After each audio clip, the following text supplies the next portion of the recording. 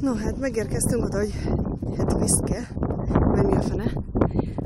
Ráültem a biciklire, és elkezdtem tekerni. Tök véletlenül jöttem erre a helyre. Úgyhogy, tehát hétágra süt a nap, gyönyörű kék a víz, és mit találtam? Szélmalom. És tényleg fúj a szél, tehát valami borzalmas, főleg amikor szembe fúj, amikor a biciklin ülök.